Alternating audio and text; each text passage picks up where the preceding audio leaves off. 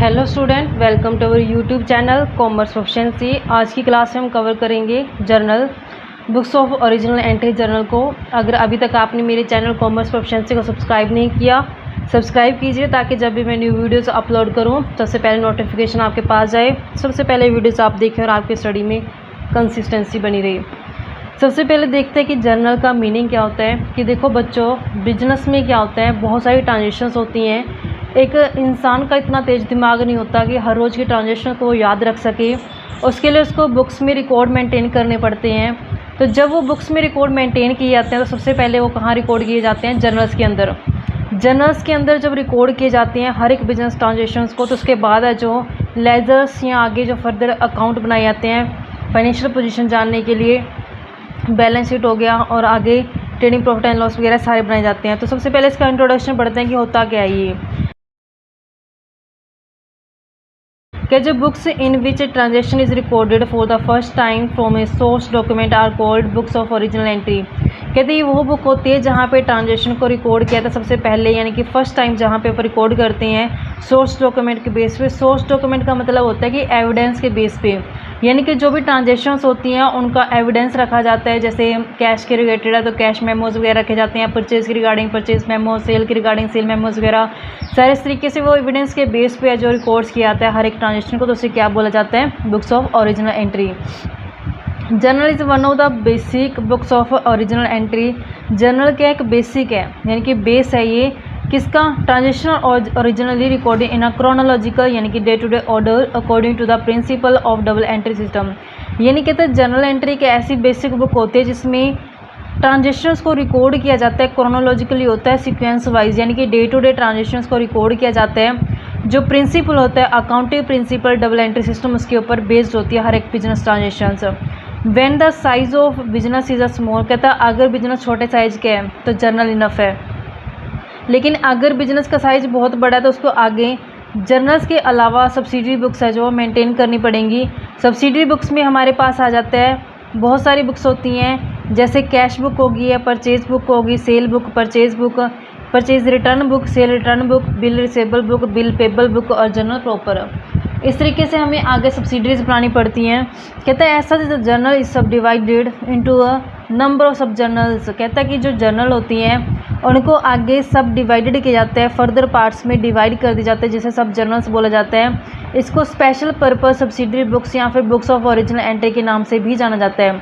Cash book में जितने भी कैश से रिलेटेड ट्रांजेक्शन्स आती हैं सभी वो रिकॉर्ड की जाती हैं, चाहे वो परचेज में कैश में परचेज़ की हो, सेल कैश में की गई हो, जितने भी ट्रांजेक्शन्स कैश के रिगार्डिंग आती हैं सब हम कैश बुक में रिकॉर्ड करेंगे।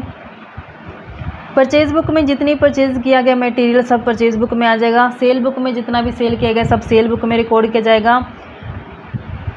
लेकिन यहाँ पे ध्यान रखने वाली बात ये है बच्चों कि जो परचेज बुक में परचेज आएगी वो क्रेडिट वाली आएगी, क्योंकि कैश वाली परचेज कहाँ चली जाएगी? कैश बुक में चली जाएगी। ऐसे सेल बुक में भी जो सेल आएगी वो क्रेडिट यानी कि उधार वाली सेल आएगी, कैश वाली सेल कैश बुक में चली जाएगी। परचेज रिटर्न बुक यानी कि जो यहाँ पे परचेज़ किया गया उसमें अगर उस परचेज़ में से कुछ वापस कर दिया जाता है फर्म द्वारा तो वो परचेज रिटर्न बुक में आते हैं। ऐसे सेल रिटर्न बुक में जो फर्म द्वारा सेल किया गया मटेरियल था अगर वो वापस आ जाता है फर्म में, सेल रिटर्न बुक में आ जाएगा। Bill रिसेबल्स book, bills payable book, अगर यहाँ पे कोई ट्रांजेक्शन नहीं आती तो लास्ट में कहाँ ट्रांसफ़र कर दी जाती है? वो जर्नल प्रॉपर के अंदर। These books are termed as book of original entry. इसको क्या नाम दिया गया है? बुक्स ऑफ ओरिजिनल एंट्री नाम दिया गया है। Because transactions are first of all recorded in this book. कहता है क्योंकि सबसे पहले जो ट्रांजेक्शन्स होती हैं कहाँ रिकॉर्ड की जाती हैं? इन्हीं बुक्स ऑफ ओरिजिनल एंट्री के अंदर रिकॉर्ड की जाती हैं। A business man need not maintain all of the above mention subsidiary book. कहते जो ये 8 तरह की अपन सब्सिडरी बुक बनाई है, कहते ये बिजनेसमैन जरूरी नहीं कि सभी की सभी बुक्स का मेंटेन करे, 8 की 8 बनानी उसके लिए कंपलसरी है। जितनी उसको ज़रूरत होती है उस हिसाब से वो बना लेता है। बट ही में maintain any of the above books. कहता है वो इनमें से कोई बुक्स बना सकता है जैसे उसकी ज़रूरत है, नीड के हिसाब से, अपनी रिक्वायरमेंट के हिसाब से। इस चैप्टर में कहता हम सिर्फ किसको पढ़ के चलेंगे? जर्नल को पढ़ेंगे। तो बाकी जो बचती है सब्सिडरी बुक वगैरह वो आगे आने वाले चैप्टर्स में हम कवर करके चलेंगे, लेकिन ये चैप्टर कौन सा? सिर्फ हमारा जर्नल वाला।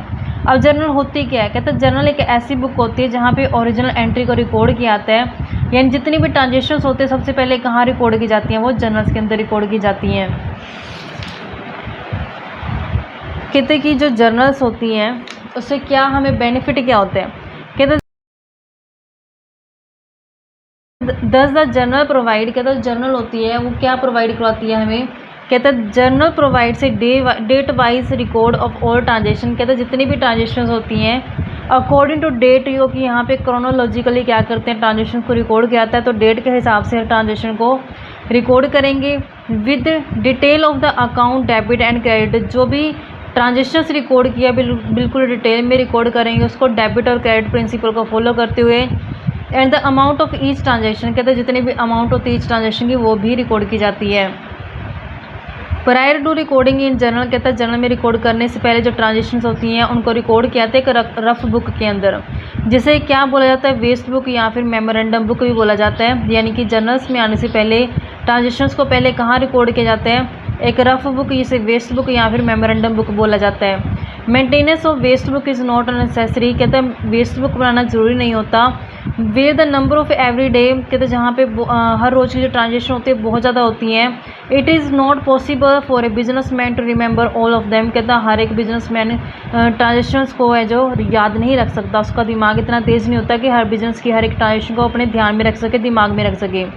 The use of waste book may prove helpful, तो इस केस में क्या होता है उसको वेस्ट बुक बनानी पड़ती है जिसे रफ बुक भी बोला जाता है। Later on with the help of waste book recording is made in journal, कहता है उसके बाद वेस्ट बुक से कहाँ पोस्टिंग की जाती है जर्नल्स के अंदर। अब जो ये जर्नल्स हैं अभी आप पढ़ते हैं जर्नल्स क्यों पढ़ेंगे आप, कुछ तो खास होगा इसमें, तो इसकी वो खासियत क्या है, क्या है इसकी करैक्टरिस्टिक्स, तो वो हम कवर करते हैं इस क्लास में। कहते हैं कि करैक्टरिस्टिक्स या फिर फीचर क्या है, कहता है chief feature of journal may be stated, कहता है चीफ मेन क्या इसके फीचर्स हैं। Journals is a book in which the transaction are recorded first of all, कहता है जर्नल ऐसी बुक होती है जहाँ पे ट्रांजेक्शन को सबसे पहले रिकॉर्ड किया जाता है as and when they take place, जैसे वो प्लेस होती है यानी कि ट्रांजेक्शन्स हो जाती है साथ के साथ कहाँ रिकॉर्ड किया जाएगा जर्नल के अंदर। For this reason it is called a book of original entry, कहता है यही कारण है इसको बुक ऑफ ओरिजिनल एंट्री कहने का। नेक्स्ट इसकी फीचर्स आती है a journal is only a book of primary entry, कहते हैं जर्नल सिर्फ एक बुक ऑफ प्राइमरी एंट्री नहीं है।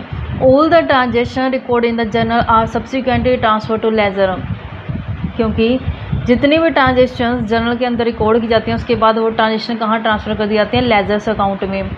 विच is the principal book of account, जो क्या होता है प्रिंसिपल होता है मेन होता है बुक ऑफ अकाउंट्स के अंदर।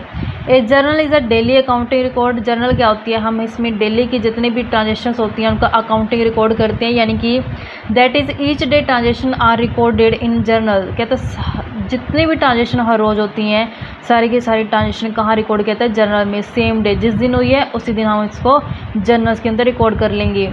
इन a journal transaction are record in chronological order, यानी कि जर्नल के अंदर ट्रांजेक्शन को कहाँ कैसे अपन रिकॉर्ड करते हैं क्रोनोलॉजिकली, यानी कि सीक्वेंस वाइज डेट वाइज अपन उसको रिकॉर्ड करके चलते हैं। It maintains the identity of each transaction, इसमें जो मेंटेन किया जाता है हर एक ट्रांजेक्शन की आइडेंटिटी मेंटेन की जाती है। Provide a complete picture of the, कहते हैं कि इसमें बिल्कुल कंप्लीट पिक्चर रखी जाती है सेम इन वन एंट्री, यानी एक ही एंट्री के अंदर उसकी जो कंप्लीट पिक्चर है जो रिप्रेजेंट कर दी जाती है जर्नल्स के अंदर। A journal record both debit and credit aspect of transaction according to the double entry system of book keeping, कहते हैं जर्नल रिकॉर्ड की जाती है इसमें जर्नल जो फॉलो करती हैं प्रिंसिपल डेबिट और क्रेडिट उसको फॉलो करके ही हम क्या करते हैं जर्नल्स को रिकॉर्ड करते हैं। Each entry in the journal is follow by the brief explanation of the transaction which is called narration, कहते हैं कि हर एक ट्रांजेक्शन को हम ब्रीफ एक्सप्लेनेशन के साथ रखते हैं जिसे क्या बोला जाता है नरेशन बोला जाता है। नरेशन कैसे होती है कि जो भी ट्रांजेक्शन की जाती है तो उस ट्रांजेक्शन के रिगार्डिंग जो इन्फॉर्मेशन फिल की जाती है उसको क्या बोला जाता है नरेशन बोला जाता है। ये जर्नल्स जैसे करते हैं ना कि हमने एग्जांपल के लिए मान लो कि फर्नीचर खरीद के लेके आए हैं कैश में हमने पेमेंट की है तो हम फर्नीचर डेबिट टू कैश करते हैं तो नीचे नरेशन ना हम उसके ब्रैकेट में लिख देते हैं उस ट्रांजेक्शन के कि फर्नीचर परचेज फॉर कैश इतने रुपीज़ में खरीदा, तो उसको क्या बोलते हैं एक्सप्लेनेशन बोलते हैं जो हमने जर्नल के रिगार्डिंग की है और वही क्या कहलाते हैं नरेशन कहलाती है उसकी। A single journal entry is capable of recording more than one transaction involving more than two account, कहते कई बार क्या होता है कि जर्नल के अंदर ना कई वैसे तो ज़्यादातर दो अकाउंट अफेक्ट होते हैं लेकिन ज़रूरी नहीं है कि दो ही अकाउंट अफेक्ट हों, दो से ज़्यादा भी अफेक्ट हो सकते हैं। ऐसी ट्रांजेक्शन को हम क्या बोलेंगे कंपाउंड एंट्री बोलेंगे जहाँ पे दो से ज़्यादा अकाउंट को अफेक्शन मिलती है अफेक्ट किया जाता है। नेक्स्ट आते हैं कि फंक्शंस, यानी कि जो ये जर्नल है ये काम क्या करती है, इसके फंक्शंस क्या है, फंक्शंस ऑफ जर्नल्स में क्या आएगा। कहते हैं कि function to keep a chronological that is यानी कि date wise record of transaction, यानी कि जितनी भी ट्रांजेक्शंस होती हैं उनका डेट वाइज क्या रखा जाता है, रिकॉर्ड रखा जाता है।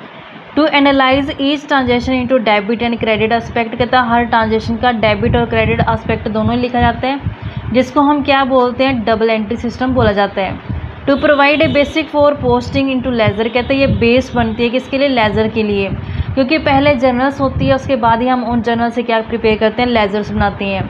To maintain the identity of each transaction by keeping a complete record of each transaction at a one place on a permanent basis, कहते हैं कि हम इसमें आइडेंटिटी होती है ईच ट्रांजेक्शन की, उसको मेंटेन करने के लिए कंप्लीट रिकॉर्ड होता है हर ट्रांजेक्शन एक ही जगह पे परमानेंट बेस पे हम उसको रख लेते हैं। जर्नल्स का फ़ायदा क्या होता है कि हम जर्नल्स कर रहे हैं तो क्यों कर रहे हैं, बेनिफिट क्या है इसका, एडवांटेज क्या है। Although it is not necessary to maintain a journal and the transactions can be recorded directly in the ledger account, a journal still is used for the following reason, कहते हैं कि अगर बोलें कि जर्नल जरूरी नहीं है, डायरेक्टली हम ट्रांजेक्शन को लेजर से पोस्ट कर लें, तो यहाँ पे जर्नल्स के बेनिफिट बताए गए हैं।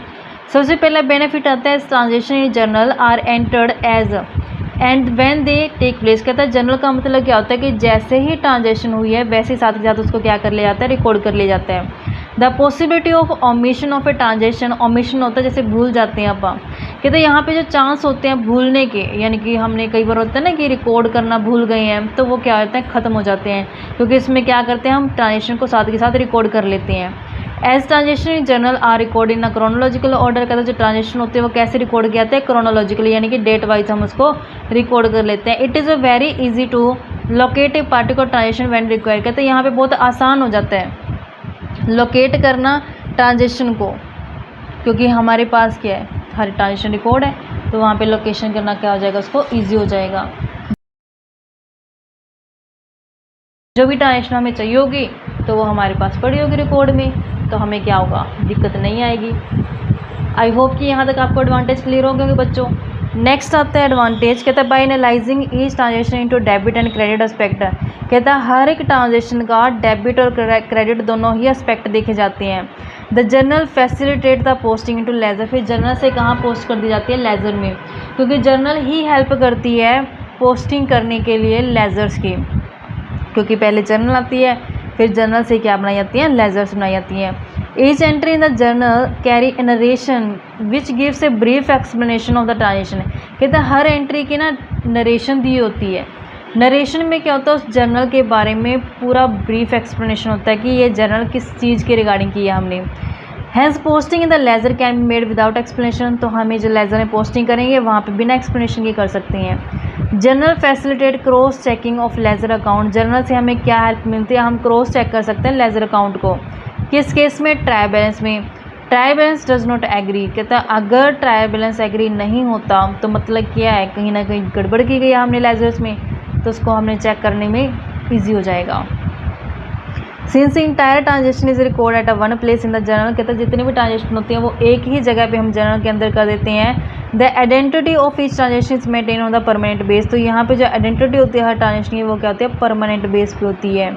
Once the transaction is record in journal, कहते हैं जब हम एक बार जर्नल्स में रिकॉर्ड कर लेते हैं ट्रांजेक्शन को, उसके बाद लेजर्स बनाई जाती हैं जो आसान होती है हमें बनानी, क्योंकि अगर जर्नल्स में ट्रांजेक्शन रिकॉर्ड की गई हैं उन्हीं ट्रांजेक्शन से कहाँ पोस्ट करते हैं हम, लेजर्स में, तो अगर जर्नल्स बनाई हैं तो लेजर आसानी से बन जाएंगी। अब ये तो हमने पढ़ी जर्नल्स की एडवांटेजेस। अब जहाँ किसी एस्पेक्ट के बेनिफिट दिए होते हैं वहाँ लिमिटेशन ज़रूर होती हैं, तब इसकी कमियाँ क्या है, तो कमियों के बारे में अब हमें बताया गया है। कहते हैं कि जब नंबर ऑफ ट्रांजेक्शन बहुत ज़्यादा होती हैं तो यहाँ पे मुश्किल हो जाता है हर ट्रांजेक्शन को रिकॉर्ड करना जर्नल के अंदर, क्योंकि ये बहुत बल्क में हो जाता है, बहुत ज़्यादा क्वांटिटी में हो जाता है, वॉल्यूमिनस हो जाता है, यानी बहुत ज़्यादा ही लिमिट से ज़्यादा क्वांटिटी हो जाती है जब जर्नल्स की। इसलिए कहते हैं जो usual practice is to have separate journal और books of different classes of transaction such as a purchase book, sale book etcetera, तो कहते हैं फिर उसमें सिंगल जर्नल है जो काम नहीं देगी हमें, उसके अलावा हमें और भी बहुत सारी जो बुक्स बनानी पड़ेंगी, जैसे cash book, sale book, purchase book बनानी पड़ेंगी। Many transactions are repetitive in nature, कहता है बहुत सारी ट्रांजेक्शन होती है जो रिपीटेटिव नेचर की होती हैं, बार बार होती हैं। And if all transaction are recorded in journal, कहता है अगर हम हर ट्रांजेक्शन को जर्नल में रिकॉर्ड करेंगे तो यहाँ पे जो डेबिट और क्रेडिट होगा वो तो सेम अकाउंट बार बार होता रहेगा, जिससे क्या होगा, रिपीटेटिव पोस्टिंग होने के कारण जो लेबर वर्क ज़्यादा हो जाएगा हमारा। In order to ascertain cash balance everyday, कहता है हर रोज़ कैश बैलेंस जानने के लिए जो कैश ट्रांजेक्शन्स होती हैं उसको रिकॉर्ड करना चाहिए अलग से बुक के अंदर, जिसका क्या नाम है, कैश बुक, ताकि जो कैश ट्रांजेक्शन है वो जर्नल के अंदर रिकॉर्ड करने की ज़रूरत ना पड़े, सीधा कैश बुक के अंदर हम पोस्ट कर दें। Journal does not provide the required information on prompt basis, कहते हैं जर्नल होती है वो हमें रिक्वायर्ड इन्फॉर्मेशन जो ज़रूरी होती है प्रॉम्प्ट बेस पे वो नहीं दे पाती है, तो ये क्या इसकी कमियां हैं। नेक्स्ट इसका फॉर्मेट कैसे आता है, यानी कि कैसे जब जर्नल बनाएंगे कैसे आएगा, सबसे पहले डेट का कॉलम आता है, उसके बाद पार्टिकुलर्स बनाते हैं, उसके बाद लेजर फोलियो आता है, फिर अमाउंट डेबिट वाली लिखी जाती है, फिर क्रेडिट वाली अमाउंट लिखी जाती है। अब इसके जो नंबर दिए गए हैं, कहता है 1 2 3 4 5, ये तो जस्ट कहता है वैसे दिए हैं आपको बताने के लिए। सबसे पहले डेट का मतलब क्या होता है, इसमें डेट कॉलम में क्या आएगा, कहता है ये फर्स्ट कॉलम है डेट का है, जो कहते हैं जो ट्रांजेक्शन्स जिस डेट को की जाती है उसी डेट को यहाँ एंटर किया जाता है, तो वो डेट यहाँ डाली जाती है कि ये ट्रांजेक्शन किस डेट की है। The year and the month is written only once, जो ईयर होता है जो मंथ होता है वो सिर्फ एक बार लिखा जाता है, बाकी डेट है जो चेंज होती रहती है। जैसे मान लो मैं एग्जांपल देती हूँ, मैं आपको करवा रही हूँ, ये मंथ चल रहा है अगस्त 2023, तो मैं यहाँ पे अगस्त 2023 डाल दूँगी, तो यहाँ पे जो डेट होएगी 17 18 19 20 21, तो वो डेट चेंज होएगी, सिर्फ मंथ और ईयर क्या रहेंगे, वही रहेंगे same. The sequence of the date and month should be strictly maintain, जो सीक्वेंस होती है डेट और मंथ की उसको मेंटेन करना, स्ट्रिक्टली मेंटेन करना ज़रूरी है। ऐसा नहीं है कि मैं पहले अगस्त की कर रही हूँ, फिर दिसंबर की कर दी, फिर नवंबर की कर दी, फिर जुलाई की कर दी, ऐसा नहीं, बिल्कुल सीक्वेंस वाइज क्या करेंगे, उसको मेंटेन करके चलेंगे। नेक्स्ट कॉलम आता है हमारे पास पार्टिकुलर्स का। अब हमने जाना कि डेट में तो हमने डेट डाल दिया, अब पार्टिकुलर्स के अंदर क्या आएगा, तो पार्टिकुलर्स यानी कि किस डेट को कौन सी ट्रांजेक्शन्स ऑकर की गई है वो रिकॉर्ड करते हैं पार्टिकुलर्स के अंदर। कहते हैं each transactions affect two account out of which one account is debit and the other account is credit. कहते हैं हर ट्रांजेक्शन के दो इफेक्ट पड़ेंगे, एक को डेबिट करेंगे, दूसरे को क्या करेंगे, क्रेडिट करेंगे। The name of the account to be debit is written first and the word debit is also written toward the end of the column. जैसे यहाँ पे हम ट्रांजेक्शन लिखेंगे डेबिट, यानी कि यहाँ पे डेबिट साइड पे क्या आ जाएगा, उसका अमाउंट आ जाएगा, जैसे DR नाम से नोट किया एब्रीविएशन वर्ड में। In the second line the name of the account to be credit, जैसे हमने एक को डेबिट कर दूसरे को क्या करना पड़ेगा, क्रेडिट करना पड़ेगा, इसको कहाँ लिख देंगे अपन, क्रेडिट साइड पे। The credit account start with the word to, जो यहाँ पे लिखेंगे ना क्रेडिट को वो टू से लिखेंगे, टू वर्ड लग जाए क्रेडिट पे। To a few space away from the margin to make it distinct from the debit account, a practice is now developing to omit the writing of the word debit and to from journal entry. कहते हैं जो space थोड़ा सा space करके रखेंगे हम, जैसे यहाँ पे मैं आपको आगे जब बताऊँगा ना जर्नल्स उसमें बताऊँगी, जैसे हमने मान लो एग्जांपल के फर्नीचर परचेज़ किया है तो फर्नीचर टू कैश आएगा ना, तो फर्नीचर टू कैश यानी कि थोड़ा गैप देके उसमें लिखेंगे ट्रांजेक्शन के, ताकि वो पता चल जाए कि डेबिट में कौन सी ट्रांजेक्शन लिखा है और मैंने क्रेडिट में कौन सी लिखी है, तो वो डिस्टिंक्शन पता चल जाए हमें कि डिफरेंस क्या है। नरेशन में क्या आता है कि जो मैंने यहाँ पे जर्नल को रिकॉर्ड किया है तो जर्नल है किस चीज़ की, जैसे मैंने आपको एग्जांपल दे के फर्नीचर परचेज़ किया तो मैं एंट्री क्या करूँगी, फर्नीचर आया कैश गया, फर्नीचर टू कैश के नाम से लिखेंगे। तो नरेशन में मैं क्या लिखूँगी, फर्नीचर परचेज़ 4 रुपीज़, जितने भी क्या अपन लिखे आए हैं वो अमाउंट आ जाएगा, वो क्या कहलाते हैं, नरेशन यानी कि एक्सप्लेनेशन। और जर्नल के बारे में जो मैं बता रही हूँ एक्सप्लेनेशन दे रही हूँ वो क्या आती है, नरेशन आती है। After each entry a brief explanation of the transactions together with necessary detail is given. कहता हर एक ट्रांजेक्शन की ना एक्सप्लेनेशन दी जाती है, जिसको क्या बोला जाता है, नरेशन बोला जाता है। द नरेशन का जो नरेशन होती है क्या होती है वो, कहते हैं ये हेल्प करती है to know the future the reason. कहता कि इन फ्यूचर में अगर ज़रूरत पड़े तो वो रीज़न पता चल जाए कि ये एंट्री जो की गई है किस कारण से की गई है। As to why particular account was debit और क्रेडिट भी, अगर हमने एक पार्टिकुलर अकाउंट को डेबिट किया है या क्रेडिट किया तो क्यों किया है, तो वो रीज़न कहाँ से पता चलता है, हमें नरेशन से पता चलता है। नरेशन में उसकी एक्सप्लेनेशन दी होती है। It is necessary to write the narration after each entry. कहते हैं ज़रूरी है हर ट्रांजेक्शन की ना नरेशन देना जरूरी होता है। And should be short, complete and clear. जो नरेशन होती है ऐसा नहीं कि मैं एक पूरा का पूरा पैराग्राफ लिख दूंगी, नहीं, बिल्कुल शॉर्ट में लिखनी होती है या हमें, और बिल्कुल क्लियर कंप्लीट लिखनी होती है। नेक्स्ट कॉलम हम लिखते हैं लेजर फोलियो, जिसे LF बोला जाता है। लेजर फोलियो में क्या होता है, देखो बच्चों, जर्नल्स में हमने सारी ट्रांजेक्शन को रिकॉर्ड किया है, लेकिन लेजर्स में हम क्या करते हैं, उन्हीं जर्नल्स को उठाते हैं जो सिमिलर नेचर की होती हैं और उसको एक अकाउंट में पोस्ट कर देते हैं, तो वो क्या कहलाते हैं, लेजर। लेजर में क्या होता है, क्लासिफिकेशन होता है, यानी कि सेम टाइप की ट्रांजेक्शन को हम एक क्लास में डाल देते हैं। जैसे मान लो कि मैं यहाँ पे लेजर सुना रही हूँ असेट के रिगार्डिंग, तो जितनी भी असेट्स की ट्रांजेक्शन्स होंगी वो सारी मैं किस लेजर्स में डाल दूँगी, असेट अकाउंट में। तो जिस नंबर पे वो मैंने लेजर लिखा है वो नंबर कहाँ आ जाएगा, LF यानी कि लेजर फोलियो कॉलम के अंदर आ जाएगा। जैसे कहता है all entry from the journal are later posted into the ledger account. कहता है जितनी भी जर्नल की एंट्री होती हैं सारी कहाँ पोस्ट की जाती है, बाद में लेजर अकाउंट में। कहता है जो पेज नंबर होते हैं ना, फोलियो नंबर जिसे बोलते हैं लेजर अकाउंट का, where the posting has been made from the journal. कहते हैं जहाँ पे हमने पोस्टिंग की है जर्नल से, उसको LF कॉलम में दिखाया जाएगा। जर्नल का जो LF कॉलम होता है लेजर फोलियो, वहाँ पे दिखा दिया जाएगा। जैसे एग्जांपल के लिए, if we make a posting of machinery account, मान लो कि हमने मशीनरी अकाउंट की पोस्टिंग की है page 40 of ledger folio, ledger folio की ना 40 में की है, यानी कि लेजर के 40 पेज नंबर पे की है, तो फिर मैं जर्नल के LF कॉलम में क्या दिखाऊंगी, 40 दिखा दूंगी। मतलब कि अगर मुझे ना इन फ्यूचर में ज़रूरत पड़ेगी अगर देखने की कि ये जो मतलब कि मैं ट्रांजेक्शन की है इसकी लेज़र कौन से नंबर पे, तो लेज़र फोलियो कॉलम से मुझे इजी पता चल जाएगा। 40 पे पता चल जाएगा मुझे LF 40 है, तो मतलब मेरा मशीनरी अकाउंट कहाँ बनाया गया, 40 के अंदर बनाया गया। तो कहते हैं ऐसा करने कुछ फ़ायदे होते हैं कि जो LF करते हैं हम, इसके हमें कुछ बेनिफिट मिल जाते हैं। अगर हम नंबर डाल देते हैं ना अपने जर्नल्स के अंदर, लेजर फोलियो नंबर डालते हैं, उसके कुछ बेनिफिट मिल जाते हैं हमें। तो ये बेनिफिट क्या क्या होते हैं, तो बेनिफिट्स के बारे में बताया, LF के बेनिफिट क्या होते हैं। The LF column in journal shows whether an entry has been posted और नॉट। अगर हमने LF डाला है तो हमें पता चल जाएगा कि क्या हमने जो जर्नल्स रिकॉर्ड किया उसकी पोस्टिंग हो चुकी है, नहीं होगी।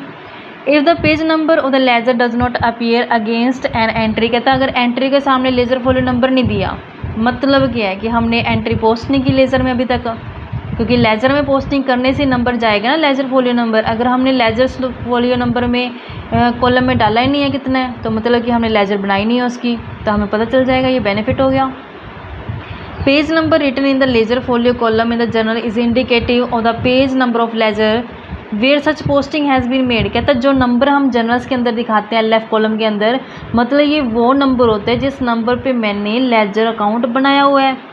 इट हेल्प इन अंडरस्टैंडिंग, कहते ये मदद करता है मुझे समझने में और चेक करने में ledger posting at a glance in the future. Glance का मतलब होता है कि एक ही नज़र में ना मुझे ईजी तरीके से क्या हो जाएगा, मुझे सारा पिक्चर सामने आ जाएगा। If the trial balance does not agree, कहता अगर ट्राई बैलेंस एग्री नहीं होता, the posting of each and every has to be, कहता हर एक एंट्री की जो पोस्टिंग होती है चेक कर सकते हैं हम। Such checking will not be possible without the help of LF column. कहते ये लेजर फोलियो कॉलम की हेल्प के बिना नहीं कर सकते, क्योंकि ट्राई बैलेंस मैच होना ज़रूरी होता है।